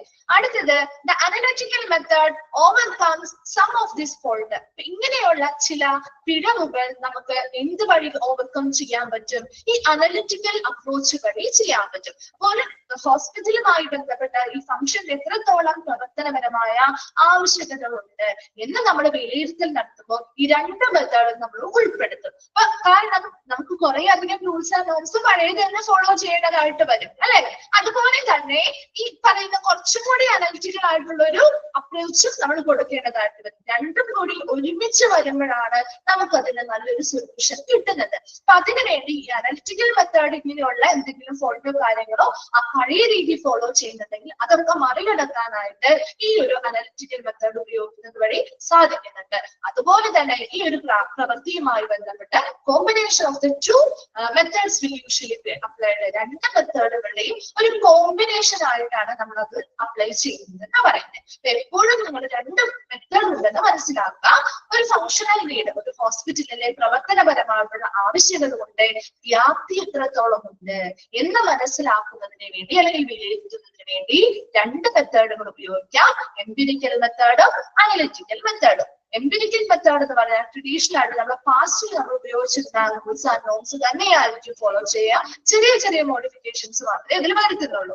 എന്നാൽ അനലിറ്റിക്കൽ മെത്തേഡ് എന്ന് പറയുന്നത് കുറച്ചും കൂടി അടിസ്ഥാനപരമായിട്ടുള്ള ഒരു ചിട്ടയായ ഒരു സമീപനം അല്ലെങ്കിൽ വ്യവസ്ഥാപിതമായിട്ടുള്ള സമീപനമാണ് കൊണ്ടുവരുന്നത്. ഇവിടെ കുറച്ചും കൂടി അഡ്വാൻസ്ഡ് ആയിട്ടുള്ള രീതിയിൽ നമ്മൾ ഡേറ്റാസ് കളക്ട് ചെയ്യുകയും അനലൈസ് ചെയ്യുകയും ചെയ്യും. അപ്പൊ ആദ്യത്തെ മെത്തേഡിലുള്ള എന്തെങ്കിലും ഫോൾട്ടോ കാര്യങ്ങളോ ഉണ്ടെങ്കിൽ നമുക്ക് രണ്ടാമത്തെ മെത്തേഡിലൂടെ അത് ഓവർകം ചെയ്തെടുക്കാനായിട്ട് സാധിക്കും. അതുകൊണ്ട് തന്നെ ഈ ഒരു പ്രോസസ്സിന് വേണ്ടി രണ്ട് മെത്തേഡുകളുടെയും ഒരു കോമ്പിനേഷൻ ആയിട്ടാണ് നമ്മൾ പ്രവർത്തിക്കുന്നത്. വേറാണോ രണ്ട് മെത്തേഡുകള്? ചോദിക്കാനുള്ള ക്വസ്റ്റ്യൻ ആണ് കേട്ടോ. അതുപോലെ ഫസ്റ്റ് ടാസ്കും ഏതാണെന്ന് ചോദിക്കാറുണ്ട് കേട്ടോ. അതൊന്ന് പ്രത്യേകം നോട്ട് ചെയ്ത് വെക്കണേ. ഓക്കെ, അടുത്തത് ബെഡ് പ്ലാനിങ്. ഇപ്പൊ നമുക്കറിയാം ഒരു ഹോസ്പിറ്റലിലെ പ്രവർത്തനപരമായ ആവശ്യകതകൾ എത്രത്തോളം ഉണ്ടെന്ന് നമ്മൾ ചെക്ക് ചെയ്യണം. അതുപോലെ എത്രത്തോളം ബെഡുകൾ വേണം അല്ലെ, ഓരോ ഏരിയയുടെയും ആ ഒരു ഏരിയയിൽ എത്രത്തോളം കമ്മ്യൂണിറ്റികൾ ഉണ്ട്, എത്രത്തോളം ആ ഒരു സൊസൈറ്റിക്ക് എന്തൊക്കെ ആവശ്യകതകളുണ്ട്, അങ്ങനെയുള്ള ഓരോ കാര്യങ്ങളും നമ്മൾ നോക്കുമ്പോൾ അപ്പൊ ഒരു ഹോസ്പിറ്റൽ പണിയുമ്പോൾ അതിനനുസരിച്ച് അതിന്റെ ബെഡുകൾ എത്രത്തോളം വേണം, ബെഡ് കപ്പാസിറ്റി എത്രത്തോളം വേണം എന്നൊക്കെ നമ്മൾ ആദ്യം തന്നെ പ്ലാൻ ചെയ്യേണ്ടതായിട്ടുണ്ട്. അതിനനുസരിച്ചാണ് നമ്മൾ പിന്നീടുള്ള ഡിസൈൻസും കാര്യങ്ങളൊക്കെ രൂപകൽപ്പന ചെയ്യുന്നത്. ഇവിടെ ബെഡ് പ്ലാനിങ്ങിൽ പറയുന്നത് it's unlikely that elaborate calculations to determine the number of beds will be required in stating a new hospital anywhere because the bed population ratio has never reached adequate levels anywhere. നമുക്ക് ഒരു വലിയ രീതിയിലുള്ള ഒരു bed capacity അല്ലെങ്കിൽ എത്ര number of bed വേണമെന്ന് നിർണ്ണയിക്കേണ്ടതായിട്ടുള്ള വലിയ ആദ്യ സ്റ്റേജ് മുതലേ തന്നെ നിർണ്ണയിക്കാനുള്ള വലിയൊരു കാൽക്കുലേഷൻസോ കാര്യങ്ങളോ ആവശ്യമായി വരുന്നില്ല. കാരണം നമ്മൾ എത്രത്തോളം കാൽക്കുലേഷൻസ് നടത്തി വെച്ചാലും ഏതൊരു സ്ഥലത്തും എപ്പോഴും ഒരു ഹോസ്പിറ്റലിലെ ബെഡ് പോപ്പുലേഷൻ റേഷ്യോ എന്ന് പറയുന്നത് ആ ഒരു ആഡിക്വേറ്റ് ലെവലില് അങ്ങനെ മാക്സിമം എത്താറില്ല. സാധാരണ മിക്ക ഹോസ്പിറ്റലുകൾ നമുക്കറിയാം, നമ്മൾ ആദ്യമേ പഠിച്ചിരുന്നു അല്ലെ, റൂറൽ ഹോസ്പിറ്റലുകളില് അതുപോലെ നമ്മുടെ ജനറൽ ആയിട്ടുള്ള ഗവൺമെന്റ് ഹോസ്പിറ്റലുകളുടെ വളരെ എന്താണ് ട്രൈബ് ഏരിയയിലുള്ള ഹോസ്പിറ്റലുകളിലായിക്കോട്ടെ അപ്പൊ അവിടുത്തെ ബെഡ് പോപ്പുലേഷൻ റേഷ്യോ സാധാരണയുള്ള മതിയായിട്ടുള്ള അളവിൽ കുറവായിരിക്കും ഉണ്ടാവാറ് അല്ലെ. അതുകൊണ്ട് തന്നെ എല്ലാ സ്ഥലത്തെയും ആ ഒരു ബെഡ് പോപ്പുലേഷൻ റേഷ്യോ ഏകദേശം വളരെ മതിയായ രീതിയിൽ ആഡിക്വേറ്റ് ലെവലിലൊന്നും വരാൻ സാധ്യതയാണ്. അതുകൊണ്ട് തന്നെ അതിന് വേണ്ടിയിട്ട് ഒരുപാട് നമ്മൾ കാൽക്കുലേഷൻസോ കാര്യങ്ങളോ നടത്തേണ്ടതായിട്ടുമില്ല. എന്നാൽ even in cities where it has achieved such a figure, എപ്പോഴും നമുക്ക് റൂറൽ ഏരിയാസിലോ മറ്റ് ലോക്കൽ ഏരിയാസിലെയോ ഹോസ്പിറ്റലിലേക്ക് അപേക്ഷിച്ച് നോക്കുമ്പോൾ ഒരു സിറ്റിയിലുള്ള അല്ലെങ്കിൽ ഒരു ടൗണിലുള്ള ഹോസ്പിറ്റലുകളുടെ ഈ ഒരു ഫിഗർ അല്ലെങ്കിൽ ആ ഒരു നമ്പർ മിക്കവാറും അച്ചീവ് ചെയ്യാറുണ്ട്. കാരണം അവിടെ കുറച്ചുകൂടി കൂടുതൽ ബെഡുകൾ ആവശ്യമായിട്ട് വരുന്നുണ്ട്. കാരണം അവിടുത്തെ ഇൻക്രീസിംഗ് അർബനൈസേഷൻ, നഗരവൽക്കരണം വർദ്ധിക്കുന്നു. അവിടെ അതുപോലെ തന്നെ അവരുടെ പോപ്പുലേഷൻ ഡെൻസിറ്റി എന്ന് പറയുന്നത് വളരെ ഉയർന്നതാണ്. അപ്പൊ അതിനനുസരിച്ച് അവിടെ പോപ്പുലേഷനുമായി ബന്ധപ്പെട്ട് ബെഡുകളുടെ എണ്ണം കൂടുതൽ വേണമെന്നുള്ളത് കൊണ്ട് സിറ്റിയിലും പല ടൗണുകളിലും ഒക്കെ ആ ഒരു നമ്പർ പല ഹോസ്പിറ്റലിലും നേടിയെടുത്തിട്ടുണ്ട്. എന്നാൽ മറ്റു ഹോസ്പിറ്റലിനെ കമ്പയർ ചെയ്യുമ്പോൾ അത് അത്രയും വലിയ രീതിയിൽ adequate ലെവലിലേക്ക് എത്തിയിട്ടില്ല. And here it should be realized that the hospital facilities in our area are not only utilized primarily by the population in the vicinity of the hospital, but also by people who will constitute the indirect population in the larger catchment area. അപ്പൊ ഇവിടെ നമ്മളൊരു hospital build ചെയ്യുമ്പോൾ ആദ്യം തന്നെ നമ്മൾ ഈ ഒരു hospital build ചെയ്യുമ്പോൾ നമ്മൾ ശ്രദ്ധിക്കേണ്ട കാര്യമാണ് ആ ഒരു പ്രദേശത്തെ ആശുപത്രിയുടെ സൗകര്യങ്ങൾ. അതായത് പ്രാഥമികമായിട്ട് അവരുടെ ഉപയോഗത്തിന് വേണ്ടി, പ്രൈമറി ആയിട്ടുള്ള അവരുടെ പ്രാഥമികമായിട്ടുള്ള ഉപയോഗത്തിന് വേണ്ടി ആ ഒരു ആശുപത്രിയുടെ ആ ഒരു സൗകര്യങ്ങൾ എത്രത്തോളം വേണം. അതുപോലെ ആ ഒരു വിസിറ്റ് ആ ഒരു പർട്ടിക്കുലർ പ്രദേശത്ത് താമസിക്കുന്ന ജനസംഖ്യയെ മാത്രം നമ്മൾ കൺസിഡർ ചെയ്താൽ പോരാ അല്ലെ. ഒരു ഹോസ്പിറ്റൽ പണിയുമ്പോൾ ആ ഒരു പ്രദേശത്ത് ഒരു ടൗണിൽ ഒരു ഹോസ്പിറ്റൽ പണിയുന്നു, അല്ലെങ്കിൽ നമ്മളൊരു വലിയൊരു ഹോസ്പിറ്റലാണ് ബിൽഡ് ചെയ്യുന്നത്. അപ്പൊ ആ ഒരു പ്രദേശത്തുള്ള ആളുകൾ മാത്രമാണോ അവിടെ വരിക? ഒരു ഹോസ്പിറ്റൽ ആകുമ്പോ ആ ഒരു പ്രദേശത്തുള്ള ആളുകൾ മാത്രമേ പോവുള്ളൂ ആണ്? അല്ല അല്ലെ. അപ്പൊ അവരെ മാത്രം നമ്മൾ കൺസിഡർ ചെയ്തുകൊണ്ട് ആ ഒരു ബെഡ് പോപ്പുലേഷൻസും കാര്യങ്ങളും ചെയ്യാൻ പറ്റില്ല. അപ്പൊ ആ ഒരു പ്രദേശത്തുള്ള ജനസംഖ്യയിലുള്ള ആളുകളെ മാത്രമല്ല നമ്മൾ കൺസിഡർ ചെയ്യുന്നത് അല്ലെ, മറിച്ച് എന്താ ആ ഒരു ലാർജ് കാച്ച്മെന്റ് ഏരിയ, ആ ഒരു ഹോസ്പിറ്റലിലെ ആ ഒരു വലിയ വൃഷ്ടി പ്രദേശത്തെ മുഴുവനും നമ്മൾ അവിടെയുള്ള ആളുകളെ അല്ലെ, പരോക്ഷ ഇൻഡയറക്ട് പോപ്പുലേഷൻ ആണ്. ഡയറക്റ്റ് നമ്മൾ നേരിട്ട് കാണുന്നത് ആ ഒരു ലോക്കൽ ആയിട്ടുള്ള ഏരിയയിലുള്ള ആളുകളായിരിക്കും. പക്ഷെ ഇവർ ഇൻഡയറക്ട് പോപ്പുലേഷൻ നേരിട്ട് നമ്മൾ കാണുന്നില്ലെങ്കിൽ പോലും ഇവർക്കും കൂടി പ്രയോജനകരമായിട്ടുള്ള ഒരു ഹോസ്പിറ്റൽ ആയിരിക്കും അത്. അപ്പൊ അതുകൊണ്ട് തന്നെ അവരൊക്കെ നമ്മുടെ ഈ ഒരു ഹോസ്പിറ്റലിലെ സർവീസുകൾക്ക് വേണ്ടി വരാൻ സാധ്യതയുണ്ട്. അപ്പൊ അങ്ങനെയുള്ള ആളുകളെ എല്ലാവരെയും കണക്ക് കൂട്ടി ആരൊക്കെയാണ് ഇന്ന് മനസ്സിൽ ഇത്ര പോപ്പുലേഷൻസ് ഉണ്ട് എന്നൊക്കെ മനസ്സിലാക്കി അതിനനുസരിച്ച് വേൾഡ് ഹെൽത്ത് ഓർഗനൈസേഷൻ നൽകിയിട്ടുള്ള മാർഗനിർദ്ദേശങ്ങൾ പാലിച്ചുകൊണ്ട് അല്ലെങ്കിൽ അതനുസരിച്ചുകൊണ്ട്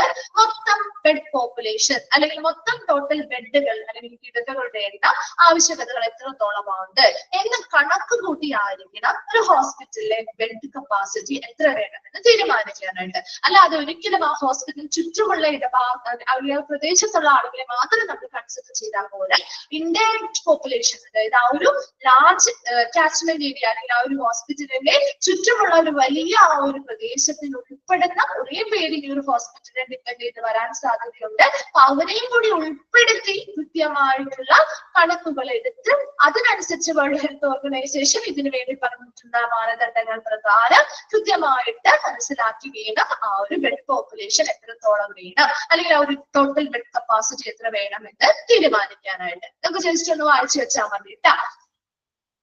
ഓക്കെ ആണോ ആ ഒരു ഭാഗം? Bed planning okay. അടുത്തത് hospital size.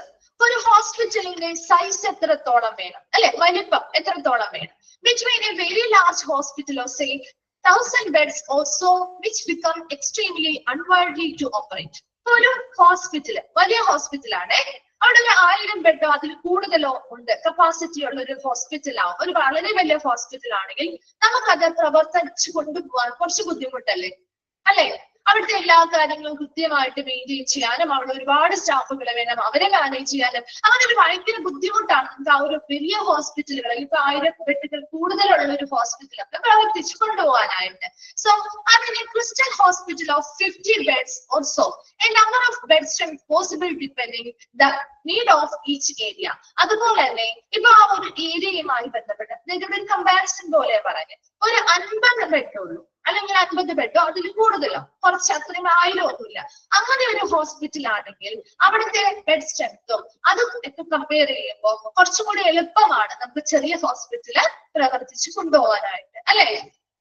From a functional efficiency standpoint, അവിടുത്തെ ഒരു പ്രവർത്തനപരമായിട്ടുള്ള കാര്യക്ഷമതയെ വിലയിരുത്തുമ്പോൾ it is advisable to plan 2 separate hospitals of 400 beds, each with scope for future expansion rather than a single one of 800 beds. നമുക്കറിയാം എത്രയോളം bed capacity കൂടുന്നു അതിനനുസരിച്ച് ഹോസ്പിറ്റലിന്റെ വലിപ്പവും കൂടും, അതിനനുസരിച്ച് അവിടുത്തെ പ്രവർത്തിച്ചു കൊണ്ടുപോകാനായിട്ടുള്ള ബുദ്ധിമുട്ടും നമുക്ക് കൂടും, അല്ലെ? ഇപ്പൊ നമ്മുടെ വീട് പണിയുന്നത് എങ്ങനെയാ?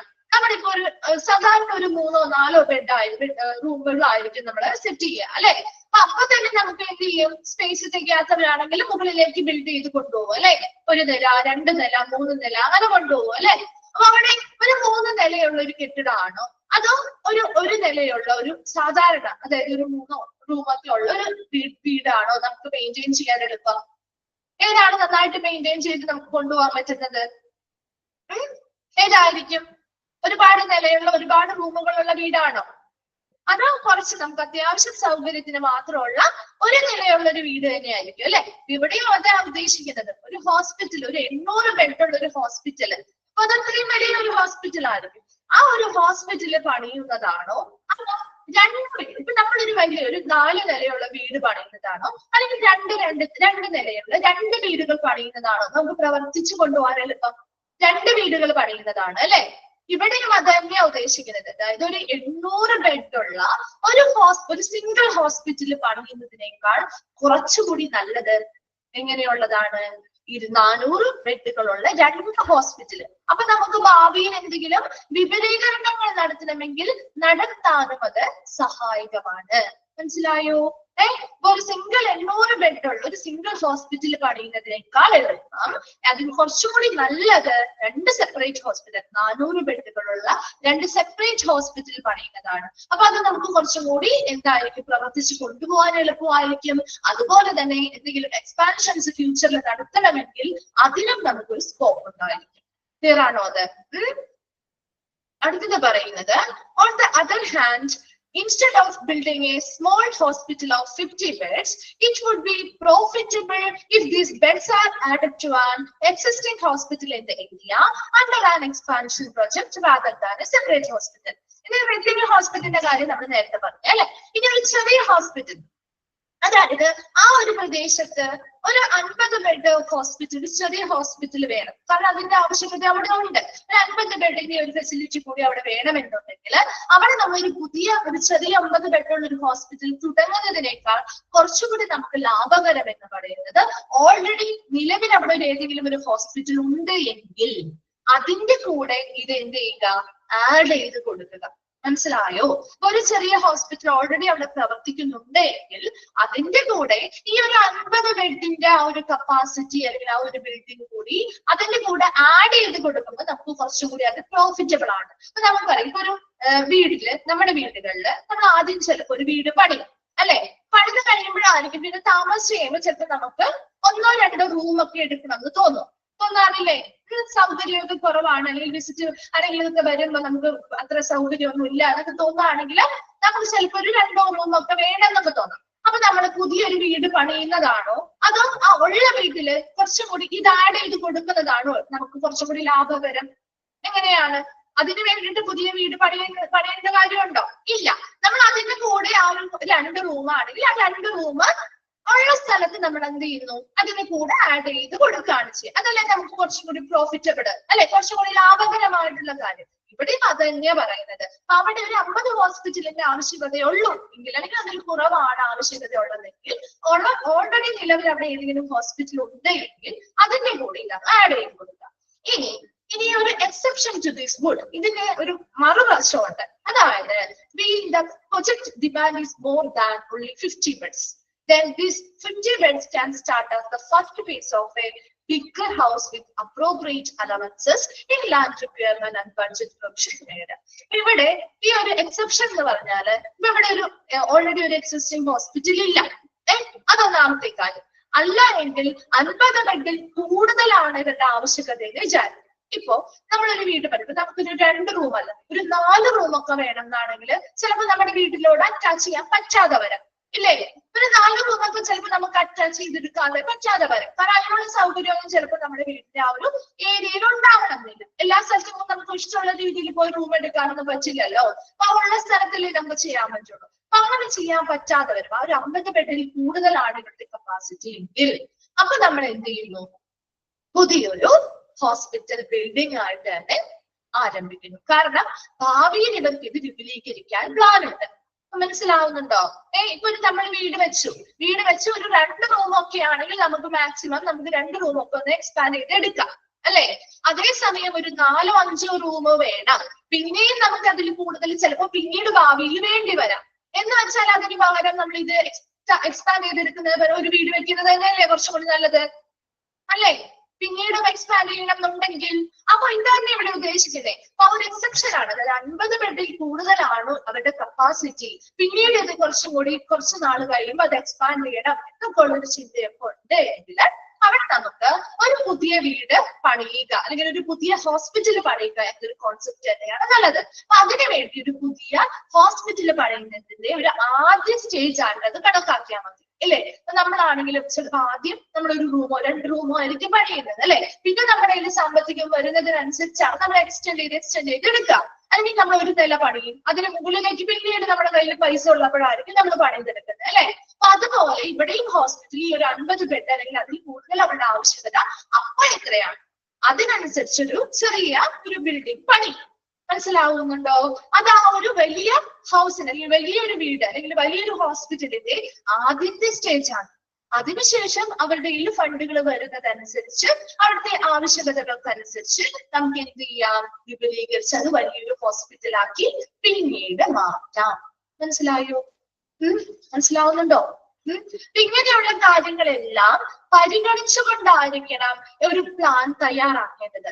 ഒരു പ്ലാൻ തയ്യാറാക്കി നമ്മൾ സ്ഥലം ചൂസ് ചെയ്യുമ്പോഴൊക്കെ ഇങ്ങനെയുള്ള കാര്യങ്ങളൊക്കെ മനസ്സിലാക്കി ഒരു ഹോസ്പിറ്റൽ എത്ര സൈസിൽ വേണം, ഇനി പിന്നീട് നമുക്ക് വിപുലീകരണം നടത്താൻ പ്ലാൻ ഉണ്ടോ, ഇങ്ങനെയുള്ള കാര്യങ്ങളൊക്കെ മനസ്സിലാക്കിയിട്ട് വേണം കൃത്യമായിട്ട് ആ ഒരു സ്ഥലം തിരഞ്ഞെടുക്കാനും ആ ഒരു പ്ലാനുകൾ ആസൂത്രണം ചെയ്ത് പ്രൊജക്ട് കൃത്യമായിട്ട് നടപ്പിലാക്കാനും. ഓക്കെ ആണോ? 2 പാരഗ്രാഫ് ക്ലിയർ ആണോ? നീ പറയണോ ജ്യോതി സർ? ഓക്കെ. Then അടുത്തത് പറയുന്നത് it is too large, the hospital tend to lose its personal touch, becoming an impersonal and unworldly machine. നമുക്കറിയാം ഒരു വലിയ വീട്, നമ്മുടെ ഒരു വലിയ വീടൊക്കെ പണിയാണ്, ഓരോരുത്തർക്കും ഓരോ റൂമും കാര്യങ്ങളൊക്കെ കൊടുത്തു, അവർക്ക് ആ റൂമിൽ നമ്മൾ എല്ലാ സൗകര്യങ്ങളും, അതായത് TV, എല്ലാ സൗകര്യങ്ങളും നമ്മൾ സെറ്റ് ചെയ്ത് കൊടുത്തു. അപ്പൊ അവിടെയുള്ള ആളുകൾ തമ്മിലുള്ള ഇന്ററാക്ഷൻ എങ്ങനെയായിരിക്കും? എന്തെങ്കിലും ഒരു റിലേഷൻ ഉണ്ടാവോ? ഒരു പേഴ്സണൽ ആയിട്ട്, ഒരു വ്യക്തിപരമായിട്ടുള്ള ഒരു ടച്ച് അവിടെ ഉണ്ടാവോ? കുറവായിരിക്കും അല്ലെ? ഇവിടെയും അതുപോലെ തന്നെയാണ്. അതേസമയം നമ്മളൊരു ചെറിയ വീട്ടിലാണെങ്കിലും അധികം റൂമുകളൊന്നുമില്ല, നമ്മൾ ചെറിയ വീട്ടിലാണ് താമസിക്കുന്നത്, എല്ലാവരും ഒരുമിച്ചിരുന്ന് TV കാണും, ഒരുമിച്ചിരുന്ന് ഫുഡ് കഴിക്കും അല്ലെ? എല്ലാവരുടെയും ഒരുമിച്ചിരുന്ന് ഓരോ കാര്യങ്ങൾ സംസാരിക്കും. അവര് തമ്മിലുള്ള ഒരു പേഴ്സണൽ ടച്ച് എന്ന് പറയുന്നത് കൂടുതലായിരിക്കും അല്ലെ? നല്ലൊരു കമ്മ്യൂണിക്കേഷൻ അവിടെ നടക്കുന്നുണ്ട്. അതേപോലെ തന്നെ ഒരു ചെറിയ ഹോസ്പിറ്റൽ ആകുമ്പോൾ അവിടുത്തെ സ്റ്റാഫുകൾ തമ്മിലാണ്, അല്ലെങ്കിൽ ഡിപ്പാർട്ട്മെന്റുകൾ തമ്മിൽ, അല്ലെങ്കിൽ അവിടുത്തെ ആളുകൾ തമ്മിലൊക്കെ നല്ലൊരു ബന്ധം അല്ലെങ്കിൽ നല്ലൊരു റിലേഷൻ ഉണ്ടായിരിക്കും ഇല്ലേ? അതേസമയം ഒരു വലിയ ഹോസ്പിറ്റൽ ആണെന്ന് വിചാരിക്കുക, ഒരുപാട് വലിയൊരു ലാർജ് ഹോസ്പിറ്റൽ ആണ് എങ്കിൽ അവിടെയുള്ള ആളുകൾ തമ്മിൽ ഇപ്പൊ പല ഡിപ്പാർട്ട്മെന്റുകളും പല പല സ്ഥലങ്ങളിലായിരിക്കും. അപ്പൊ അവിടെയുള്ള സ്റ്റാഫുകൾ തമ്മിലാണെങ്കിലും അത്ര വലിയ രീതിയിലുള്ള ഒരു പേഴ്സണൽ ടച്ച് ഉണ്ടാവുമോ? ചിലപ്പോ ആ ഒരു ഡിപ്പാർട്ട്മെന്റിലുള്ള ആളുകൾ തമ്മിലും ചിലപ്പോൾ പരസ്പരം അറിയാത്ത ഉണ്ടാവും അല്ലെ?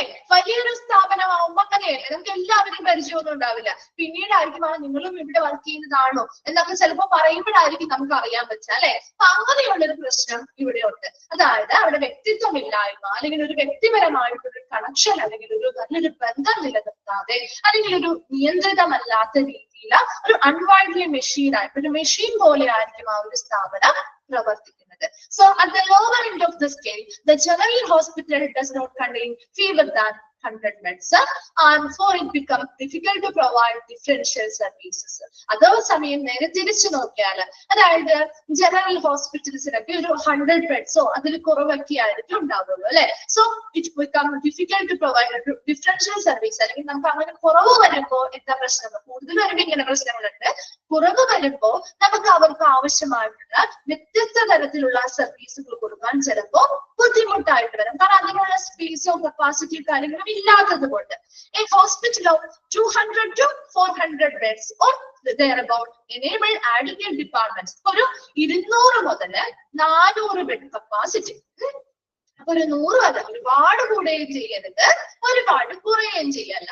ഒരു 200 മുതൽ 400 വരെയുള്ള ഒരു ബെഡ് കപ്പാസിറ്റി ഉള്ള ഒരു ഹോസ്പിറ്റൽ ആണെങ്കിൽ അവർക്ക് നമുക്ക് ആവശ്യത്തിനുള്ള ഡിപ്പാർട്ട്മെന്റുകൾ അവിടെ സെറ്റ് ചെയ്യാൻ പറ്റും. ഇപ്പൊ ജനറൽ സർജറി ചെയ്യാം, general medicine, ENT, pediatrics and obstetrics, and several departments being large enough to justify the appointment of full-time specialist staff civil hospital. ആ ഒരു ഫുൾ ടൈം സ്പെഷ്യലിസ്റ്റ് വരെ ഇവിടെ ഉദ്ദേശിക്കുന്നത്, ഇവിടെ ആദ്യം പറഞ്ഞത് മുതൽ നമ്മൾ ജസ്റ്റ് ഒന്ന് അനലൈസ് ചെയ്ത് പറയുകയാണെങ്കിൽ, ഏറ്റവും വലിയൊരു ഹോസ്പിറ്റൽ നമ്മൾ പറയുമ്പോൾ അവിടെ ഇതുപോലെ ആളുകൾ തമ്മിൽ ഒരുപാട് സർവീസുകളും കാര്യങ്ങളും ഉണ്ടെങ്കിൽ പോലും നല്ലൊരു കമ്മ്യൂണിക്കേഷൻ നടക്കുന്നുണ്ടാവില്ല, നല്ല രീതിയിൽ അവരുടെ പേഴ്സണൽ പരമായിട്ടുള്ള ഒരു ഇന്ററാക്ഷൻസോ അല്ലെങ്കിൽ ഒരു റിലേഷൻഷിപ്പോ ചിലപ്പോൾ കീപ്പ് ചെയ്യാൻ പറ്റില്ല, ഒരു മെഷീൻ പോലെ പ്രവർത്തിക്കുന്നുണ്ടാവാം. ഇനി ആ 100 ബെഡിൽ കുറവായിട്ടുള്ളൊരു ജനറൽ ഹോസ്പിറ്റൽ പോലെയുള്ള ഒരു ഇടമാണെങ്കിൽ അവിടെ അത് കുറവായതുകൊണ്ട് നമുക്ക് കുറച്ച് പ്രശ്നങ്ങളുണ്ടാവും അല്ലെ? അവിടെ നല്ല രീതിയിൽ വ്യത്യസ്ത തരത്തിലുള്ള ആവശ്യമായിട്ടുള്ള സർവീസുകൾ നമുക്ക് കൊടുക്കാൻ സാധിക്കാതെയും വരാം. എന്നാൽ ഇതിനിടയിൽ നിൽക്കുന്ന 200 മുതൽ 400 വരെ ബെഡ് കപ്പാസിറ്റി ഉള്ള ഒരു ഹോസ്പിറ്റൽ ആണെങ്കിൽ അവിടെ നമുക്ക് അത്യാവശ്യം നമുക്ക് ആവശ്യമായിട്ടുള്ള സ്പെഷ്യലൈസ്ഡ് ആയിട്ടുള്ള എല്ലാ മിക്ക സർവീസുകളും കൃത്യമായിട്ട് ഫുൾ ഡേ നമുക്ക് സ്പെഷ്യലിസ്റ്റുകളുടെ സഹായത്തോടു കൂടി ഒരു ജനറൽ സർജറി ആയിക്കോട്ടെ, ജനറൽ മെഡിസിൻ ആയിക്കോട്ടെ, ENT, പീഡിയാട്രിക്സ്, അങ്ങനെ നമുക്ക് ആവശ്യമായിട്ടുള്ള ഒരുപാട് സ്പെഷ്യലിസ്റ്റുകളുടെ സഹായത്തോടു കൂടിയുള്ള സർവീസുകൾ നമുക്ക് മതിയായ അളവില് ആളുകൾക്ക് കൊടുക്കാൻ സാധിക്കും. ഇത്രയും ക്ലിയർ ആണോ? ആ ഒരു 3 പോയിന്റ് ഒന്ന് ഡിഫറൻഷിയേറ്റ് ചെയ്ത് പറഞ്ഞിരിക്കുന്നതാണ് കേട്ടോ. ക്ലിയർ ആണോ? അവിടെ വരെ ക്ലിയർ ആണോ? ഓക്കെ. ഇനി പറയുന്നത്, the Staff Civil Hospital, Ahmedabad, Gujarat is the largest hospital in India with bed strength 2,250 beds attached to BJ Medical College, Ahmedabad, with an annual student intake of 250 UG students and having about 500 PG students at any one time. But ഇവിടെ ഇതൊരു അഹമ്മദാബാദിലെ staff civil hospital എന്ന് പറയുന്നത് ഇന്ത്യയിലെ ഒരു വലിയൊരു ഹോസ്പിറ്റലാണ്. കാരണം ഈ ഒരു ഹോസ്പിറ്റൽ ഒരുമിച്ച് ഒറ്റയ്ക്കല്ല പ്രവർത്തിക്കുന്നത്. അതിന്റെ കൂടെ PJ മെഡിക്കൽ കോളേജും കൂടി അതിനെ അറ്റാച്ച് ചെയ്യും. അപ്പൊ മെഡിക്കൽ കോളേജ് എന്ന് പറയുമ്പോൾ നമുക്കറിയാലോ അതൊരു വലിയ ഹോസ്പിറ്റലാണ് അല്ലെ. ഒരു ഹോസ്പിറ്റലിന്റെ ഒരുപാട് ബെഡ് കപ്പാസിറ്റി കാര്യങ്ങളുള്ള അതിനനുസരിച്ച് അവിടെ 250 എപ്പോഴും അവിടെ എന്തുണ്ടാവും, ഒരു 250ഓളം UG സ്റ്റുഡൻസ് ഉണ്ടാവും അല്ലെ. മെഡിക്കൽ കാര്യങ്ങൾ പഠിക്കുന്നതിന് വേണ്ടിയുള്ള ഒരു മെഡിക്കൽ കോളേജ് എന്ന് പറയുമ്പോൾ അങ്ങനെയാണല്ലോ. അതുമായി ബന്ധപ്പെട്ട ട്രെയിനിങ്ങും ക്ലാസ്സുകളും എഡ്യൂക്കേഷൻസും കൊടുക്കുന്നുണ്ടാവും അല്ലോ. അതുപോലെ തന്നെ 500 PG സ്റ്റുഡൻസ് മാസ്റ്റേഴ്സ് പഠിക്കുന്ന കുട്ടികളുണ്ടാവും. അങ്ങനെയുള്ളവരൊക്കെ എപ്പോ ഏത് സമയത്തും ഉള്ളത് കൊണ്ട് നമുക്ക് എന്ത് പറ്റുന്നില്ല, എന്ത് തരത്തിലുള്ള സർവീസുകൾ വേണമെങ്കിലും കൊടുക്കാം. ഒരു മെഡിക്കൽ കോളേജിലൊക്കെ പോകുമ്പോൾ അങ്ങനെയല്ലേ, അവിടെ എപ്പോഴും എന്താ ട്രെയിനിങ്ങിലുള്ള കുട്ടികളൊക്കെ ഉണ്ടാവും അല്ലേ. ഡോക്ടേഴ്സ് ഉണ്ടാവില്ലേ, ട്രെയിനിങ്ങിനുള്ള ഡോക്ടേഴ്സ് എപ്പോഴും അവര് 24 hours അവർ ഷിഫ്റ്റ് അടിസ്ഥാനത്തിൽ വർക്ക് ചെയ്യുന്നുണ്ടാവും. അതുപോലെ നമുക്ക് മറ്റൊരു ഹോസ്പിറ്റൽ, കാരണം ഇതിന് പ്രവർത്തിക്കാൻ പറ്റുന്നത് ഒരു വലിയ ഹോസ്പിറ്റലായിട്ട് പ്രവർത്തിക്കാൻ പറ്റുന്നത് എന്തുകൊണ്ടാണ്, ഈ PJ മെഡിക്കൽ കോളേജ് അഹമ്മദാബാദ് ഇതുമായിട്ട് അറ്റാച്ച് ചെയ്തത് കൊണ്ടാണ്. അപ്പൊ അതുകൊണ്ട് തന്നെ അവർക്ക് ഒരു എത്രയും ബെഡ് കപ്പാസിറ്റി വന്നാലും അതിനനുസരിച്ച് ഏത് സമയത്തും 100 PG സ്റ്റുഡൻസും 250 UG സ്റ്റുഡൻസും എപ്പോഴും ഏത് സമയത്ത് അവർക്ക് അവൈലബിൾ ആണ്. അതുകൊണ്ട് അവർക്ക് അത് പ്രവർത്തിപ്പിക്കാൻ അത്രയധികം ബുദ്ധിമുട്ട് ഉണ്ടാവുന്നില്ല.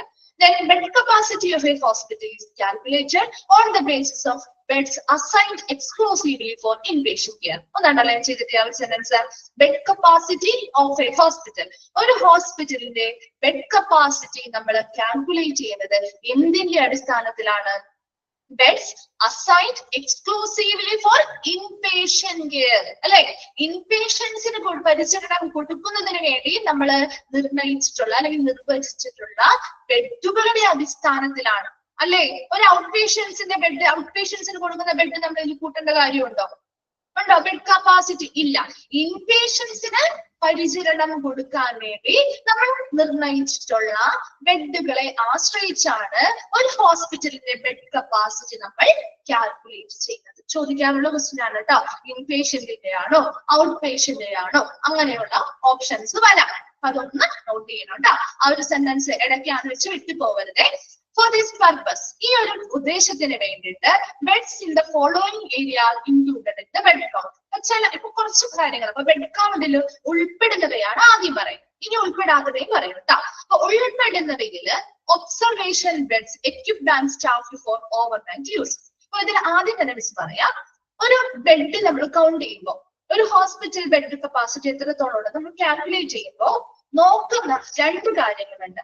ഒന്നാമത്തത്, എപ്പോഴും ഒരു ബെഡ് കൗണ്ട് ചെയ്യണമെങ്കിൽ ആ ബെഡുമായി ബന്ധപ്പെട്ട് ഇപ്പൊ എപ്പോഴും ഒരു സ്റ്റാഫ്, അതായത് ഇപ്പൊ ഒരു നഴ്സോ അല്ലെങ്കിൽ എപ്പോഴും ഒരു സ്റ്റാഫ് കൃത്യമായിട്ട് ഒബ്സർവേഷൻ കൊടുക്കുന്ന, കൃത്യമായിട്ട് ഒരു രാത്രിയും പകലും നിരീക്ഷണത്തിലിരിക്കുന്ന ആവശ്യമായ സർവീസുകളും കൊടുക്കുന്ന ബെഡിനെയാണ് നമ്മൾ ബെഡായിട്ട് കൺസിഡർ ചെയ്യുന്നത്. മനസ്സിലായോ? ഇപ്പൊ ഒരു ICUല് അല്ലെങ്കിൽ ഇപ്പോ ഏതെങ്കിലും ഒരു റൂമുകളിലോ വാർഡുകളിൽ എന്തോ ആയിക്കോട്ടെ, ഇപ്പൊ ഒരു ICU ആയിക്കോട്ടെ, അതുപോലെ NICU ഒക്കെ, അങ്ങനെ പല സ്പെഷ്യലൈസ്ഡ് കെയർ കൊടുക്കുന്നവരുണ്ട്. അവിടേക്ക് നമ്മൾ എപ്പോഴും ഫുൾ ടൈം ഒരു സ്റ്റാഫ് അതിനു വേണ്ടി നിയോഗിച്ചിരിക്കണം. അവര് രാത്രിയും പകലും എന്ത് ചെയ്യണം, അവിടെ കൃത്യമായ ഒബ്സർവേഷൻ നടത്തി ആവശ്യമായിട്ടുള്ള പരിചരണങ്ങൾ നൽകുന്നുണ്ടെങ്കിൽ അത് നമ്മൾ കൗണ്ട് ചെയ്യും. അതല്ലാത്ത ബെഡുകൾ നമ്മൾ കൗണ്ട് ചെയ്യില്ല. അതായത് ഇപ്പൊ നേഴ്സസ് അവര് വാച്ച് ചെയ്യുന്നില്ല, അതുപോലെ തന്നെ ആ ഹോസ്പിറ്റലിൽ ഇപ്പൊ അവര് ഫുൾ ടൈം ചിലപ്പോൾ നമ്മൾ വാച്ച് ചെയ്യുന്നുണ്ടാവില്ല, നമ്മൾ അവിടെ ചിലപ്പോൾ താൽക്കാലികമായിട്ട് കുറച്ച് ദിവസത്തേക്ക് ഇപ്പൊ നമ്മൾ താമസിക്കുന്നുള്ളൂ എങ്കിൽ അതൊന്നും ഇവിടെ കൗണ്ട് ചെയ്യില്ല.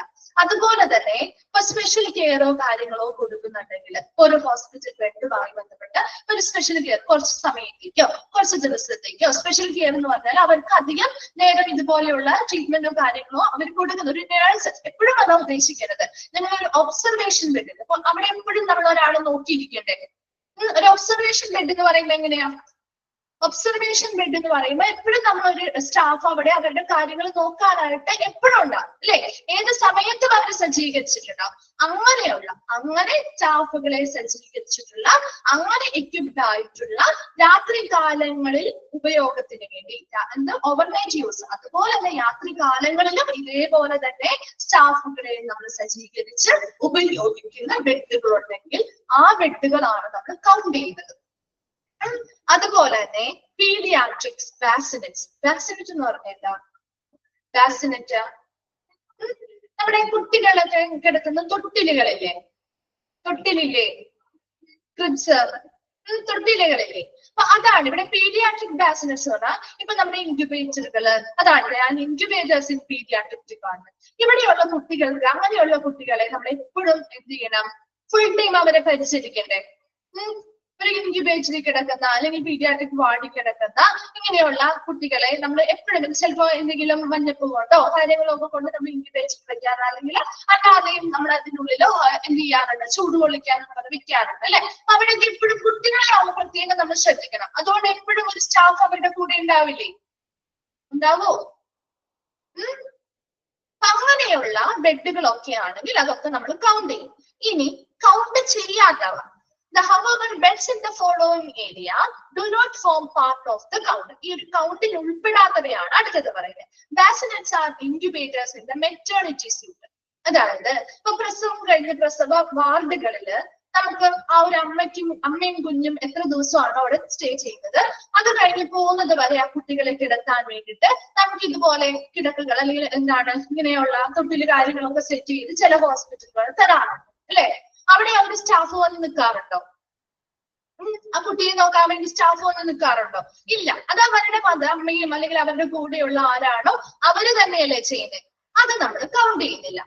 അതുപോലെ തന്നെ ലേബർ റൂം ബെഡ്സുകൾ, ലേബർ റൂമിൽ എങ്ങനെയാ, നമ്മൾ കുറച്ച് സമയമല്ലേ അത് ഉപയോഗിക്കുന്നുള്ളൂ അല്ലെ. ഫുൾ ടൈം നമ്മൾ അവിടെ സ്റ്റേ ചെയ്ത് നിൽക്കുന്നുണ്ടോ? ഇല്ല അല്ലെ. ലേബർ റൂമിൽ നമ്മൾ ആ ഒരു സമയത്ത് മാത്രം കഴിക്കുന്നു. അതിനുശേഷം ആ പ്രോസസ്സിങ് കഴിഞ്ഞു കഴിഞ്ഞാൽ നമ്മൾ അവിടെ നിന്ന് പുറത്തേക്ക് റൂമുകളിലേക്കൊക്കെ ഷിഫ്റ്റ് ചെയ്യല്ലേ ചെയ്യുന്നത്. അതുകൊണ്ട് ഈ ലേബർ റൂം ബെഡുകൾ നമ്മൾ കൗണ്ട് ചെയ്യുന്നത്. കാരണം രാത്രിയൊന്നും നമ്മൾ ചെയ്യുന്നില്ല, അതാണ് അവിടെ ഉദ്ദേശിക്കുന്നത് കേട്ടോ. അതുപോലെ ഒരു കാഷ്വാലിറ്റി ഓർ എമർജൻസി ഡിപ്പാർട്ട്മെന്റ്, അവിടെ എങ്ങനെയാ ഒരു കാഷ്വാലിറ്റി അല്ലെങ്കിൽ എമർജൻസി ഒരുപാട് നേരം ഒരാൾ കിടത്തുമോ? ഒരു കാഷ്വാലിറ്റി അല്ലെങ്കിൽ എമർജൻസി ഡിപ്പാർട്ട്മെന്റിൽ ഒരിക്കലും കിടത്തില്ല അല്ലെ. അവരുടെ സിറ്റുവേഷൻ എന്താണെന്ന് നോക്കി ആവശ്യത്തിനുള്ള ട്രീറ്റ്മെന്റുകൾ കൊടുക്കും. ഇനി അതിന് കുറച്ചും കൂടി ട്രീറ്റ്മെന്റ് സ്റ്റേ ചെയ്യണമെങ്കിൽ അവർ അതിനനുസരിച്ചുള്ള ഇടങ്ങളിലേക്ക് അവരൊന്ന് ഷിഫ്റ്റ് ചെയ്യാണ് ചെയ്യുക അല്ലെ. അതുകൊണ്ട് അത് കൗണ്ട് ചെയ്യില്ല. റിക്കവറി റൂം എന്ന് പറഞ്ഞു കഴിഞ്ഞാൽ ഒരു ഓപ്പറേഷൻ ഒക്കെ കഴിഞ്ഞ് വരുന്ന നമ്മളെ കിടത്തുന്ന ഒരു റൂമാണ് റിക്കവറി റൂം അല്ലെ. അവിടെ നമ്മൾ ഒരുപാട് നേരം കിടത്താറുണ്ടോ? റിക്കവറി റൂമില് കുറച്ച് മണിക്കൂറുകൾ മാത്രം കിടക്കും അല്ലെ. അത് കഴിഞ്ഞ് നമ്മളെ നേരെ റൂമിലേക്കോ വാർഡിലേക്കോ ഒക്കെ ഷിഫ്റ്റ് ചെയ്യും അല്ലെ. ആ റൂമുകൾ നമ്മൾ പരിഗണിക്കില്ല. അതുപോലെ another which are not equipped and staffed for overnight, അതുപോലെ തന്നെ മറ്റു റൂമുകൾ, അതായത് not equipped and staffed for overnight, രാത്രി കാലങ്ങളിലെ പരിചരണത്തിന് വേണ്ടി സ്റ്റാഫുകളെയോ അല്ലെങ്കിൽ മറ്റ് ഉപകരണങ്ങളോ സജ്ജീകരിക്കാത്ത മറ്റിടങ്ങളും നമ്മൾ എന്ത് ചെയ്യില്ല, കൗണ്ട് ചെയ്യുന്നില്ല. മനസ്സിലായോ? ബാക്കി നമ്മുടെ ഫുൾ ടൈം അതായത് രാത്രി കാലങ്ങളിൽ ഉൾപ്പെടെ ഒരു നഴ്സസ് അവിടെ വന്ന് നമുക്ക് പരിചരണം നൽകുന്നു. ആവശ്യമായിട്ടുള്ള നമ്മുടെ മേൽനോട്ടം വഹിക്കുക, ഒബ്സർവേഷൻ ഒക്കെ ചെയ്യുന്ന മറ്റു ഏരിയകളെല്ലാം കൗണ്ട് ചെയ്യും. ഇങ്ങനെയുള്ള കുറച്ച് ഏരിയാസ് ആ ഒരു കൗണ്ടിൽ ഉൾപ്പെടുന്നില്ല. ക്ലിയർ ആണോ? ക്ലിയർ ആണോ? ഓക്കെ. ഇനി അടുത്തത് ചൂസിങ് എ സെറ്റ്. അപ്പൊ നമ്മൾ ആദ്യം പഠിച്ചത് ഫസ്റ്റ് ടാസ്ക് എന്തായിരുന്നു? ഓർക്കുന്നുണ്ടോ? ഫസ്റ്റ് ടാസ്ക് എന്തായിരുന്നു? ഫസ്റ്റ് ടാസ്ക് പറഞ്ഞത് പ്ലാനിംഗ് ടീമിന്റെ കളക്ഷൻ ഓഫ് ഡേറ്റ അല്ലെ. ഇനി രണ്ടാമത്തെ ടാസ്ക് ആണ് അടുത്തത്. നോക്കിയേ, the second task of the planning team will be the choose the site for the hospital. Underline ചെയ്തു വെച്ചേ. The second task of the planning team will be to choose the site for the hospital. അപ്പോൾ നമ്മൾ ആദ്യം ആ ഒരു data collect ചെയ്തു, അത് analyse ചെയ്തു. അപ്പൊ നമുക്ക് മനസ്സിലായി അല്ലെ, ഇന്ന കാര്യങ്ങൾ അനുസരിച്ചുള്ള ഒരു ഹോസ്പിറ്റലാണ് അവർക്ക് വേണ്ടത്. അപ്പൊ അതിനനുസരിച്ച് എത്ര ബെഡ് കപ്പാസിറ്റി വേണം, ഏത് സൈസുള്ള ഹോസ്പിറ്റൽ ആയിരിക്കണം, ഇങ്ങനെയുള്ള കാര്യങ്ങളൊക്കെ നമ്മൾ ഒന്നൊരു ഔട്ട്ലൈൻ ഒരു ഐഡിയ ഉണ്ടാക്കി വെച്ചു. ഇനി ആ ഐഡിയ നമുക്ക് അവിടെ പ്രവർത്തികമാക്കണമെങ്കിൽ അതിനൊരു സ്ഥലം വേണം വേണ്ടേ. അപ്പൊ ആ ഒരു സ്ഥലം ചൂസ് ചെയ്യുക എന്നുള്ളതാണ് ആ ഒരു ഹോസ്പിറ്റലിന് വേണ്ടിയുള്ള ഒരു സ്ഥലം തിരഞ്ഞെടുക്കുകയാണ് പ്ലാനിംഗ് ടീമിന്റെ രണ്ടാമത്തെ ടാസ്ക്. മറന്നു പോകരുത്. ടാസ്കുകൾ ഓരോന്നും പറയുമ്പോൾ അത് മാറിപ്പോകരുത്. ഒരു ഓർഡറിലൊന്ന് പഠിച്ചു വെച്ചേക്കാം.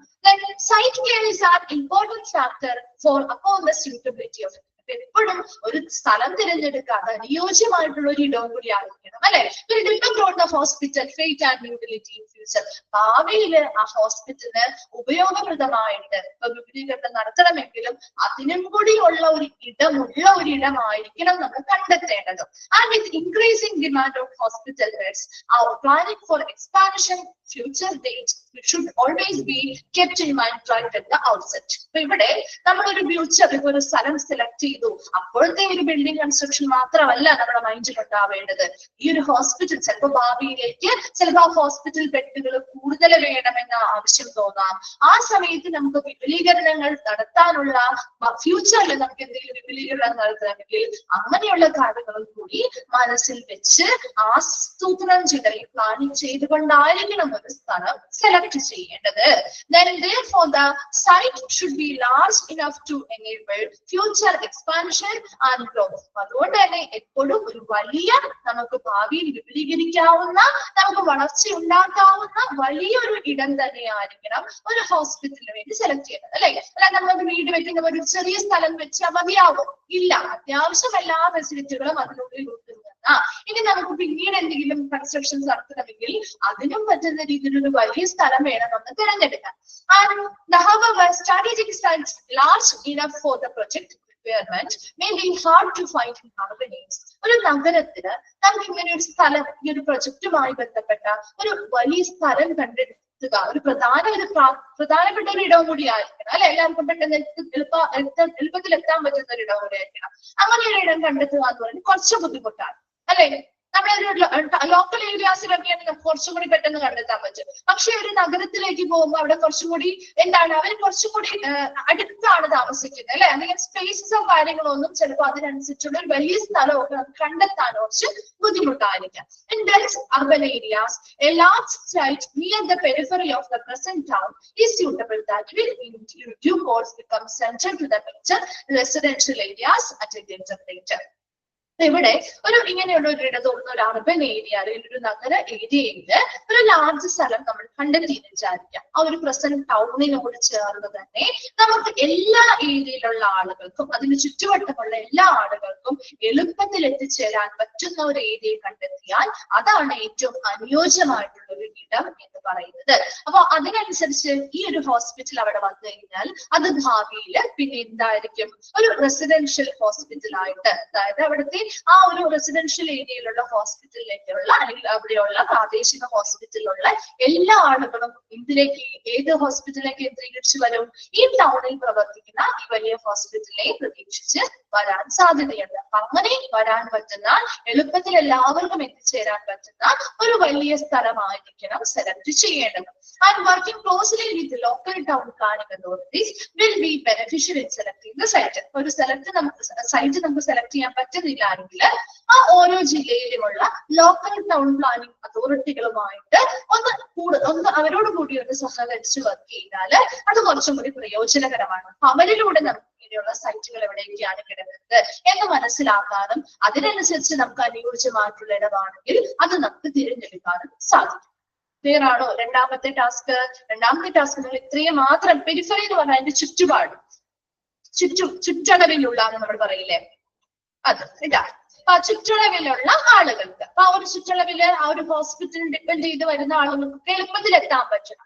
അതിനനുസരിച്ചുള്ള ഒരു സ്ഥലമായിരിക്കണം നമ്മൾ ചൂസ് ചെയ്യേണ്ടത്. അല്ലാതെ ഒരുപാട് ഉള്ളിലേക്ക് കയറിയിട്ടോ അല്ലെങ്കിൽ ബസ് റൂട്ട് അല്ലാത്ത ഏരിയയിലോ ഒക്കെ കൊണ്ടുവച്ചാൽ ആൾക്കാർക്ക് വരാൻ ബുദ്ധിമുട്ടാണല്ലോ. അപ്പൊ ഈ ഒരു ഏരിയ ഈ ഒരു ഹോസ്പിറ്റലിൽ കാരണം ഇപ്പൊ പണിയുമ്പോൾ അത് വലിയ രീതിയിലില്ലെങ്കിൽ കൂടി പിന്നീട് ചിലപ്പോ ഈ ഒരു ഹോസ്പിറ്റലിൽ ഡിപ്പെൻഡ് ചെയ്ത് ഒരുപാട് ആളുകൾ വരാൻ സാധ്യതയുണ്ട്. അതും കൂടി മുൻകൂട്ടി കണ്ടുകൊണ്ട് വേണം അത് ചെയ്യാനായിട്ട്. രണ്ടാമത്തെ ടാസ്ക് ആണ് നിങ്ങൾ നോക്കേണ്ടത്.